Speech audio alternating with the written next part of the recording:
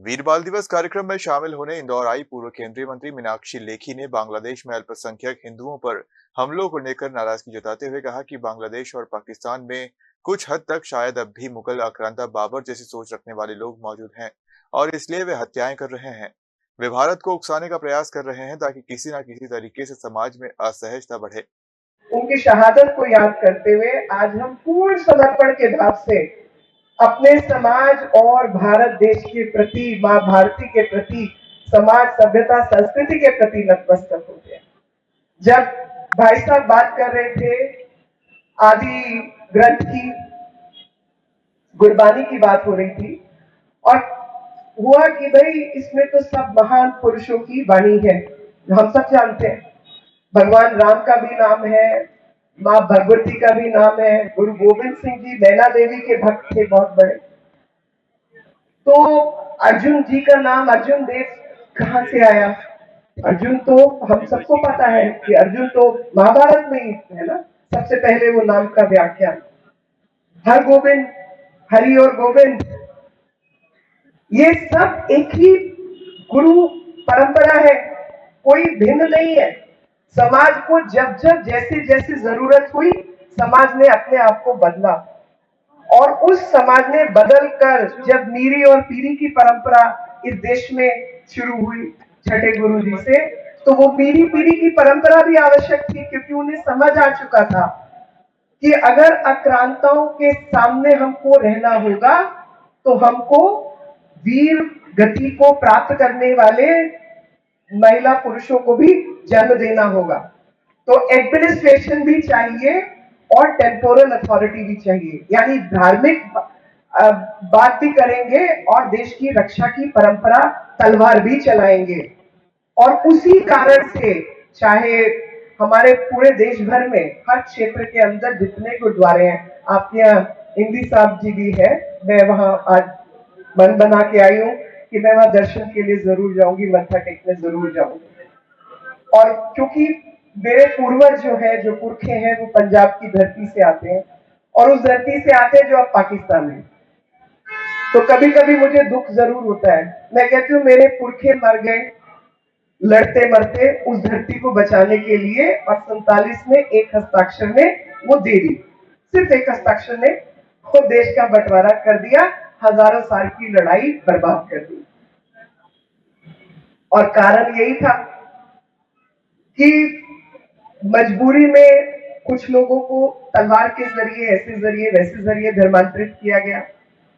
मजबूरी में लड़कियों को, महिलाओं को, जो आज आईसिस करती है, बाकी लोग करते हैं, इस देश ने तो हजारों साल तक वो सहा है और देखा है।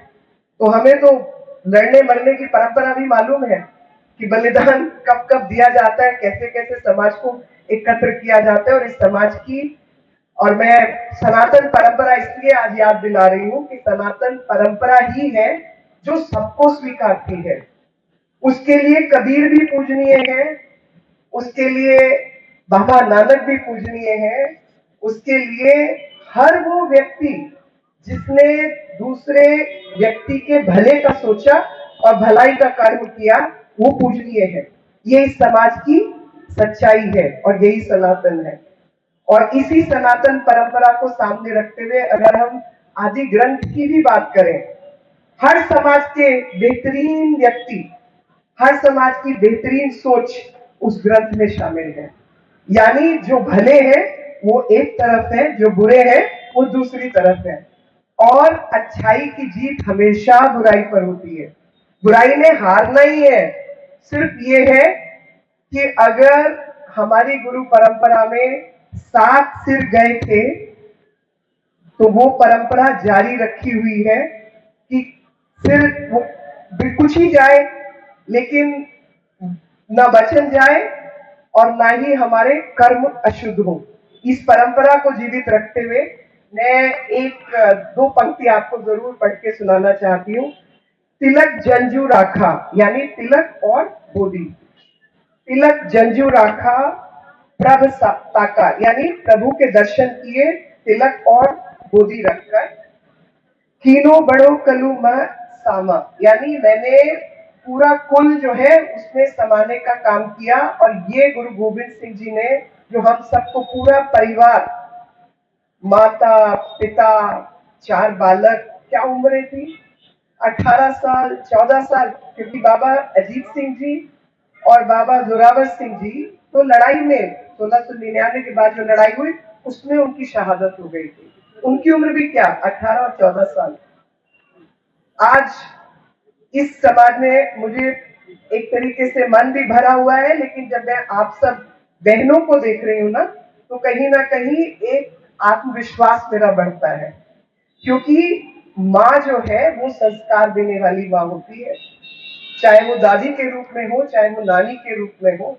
उस माँ के संस्कार देखिए, माता गुजरी देवी जी के संस्कार देखिए, जिन्होंने अपने पोतों को वो संस्कार दिया। नहीं तो 9 साल का बालक या 7 साल के बालक में वो संस्कार कैसे आते?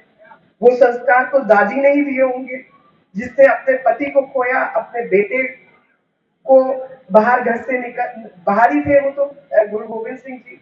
तो वो दादी, नानी, माँ, बहन, बेटी, ये इसलिए आवश्यक है क्योंकि जो सांस्कृतिक परंपरा है वो महिलाओं के कंधे पर चलती है।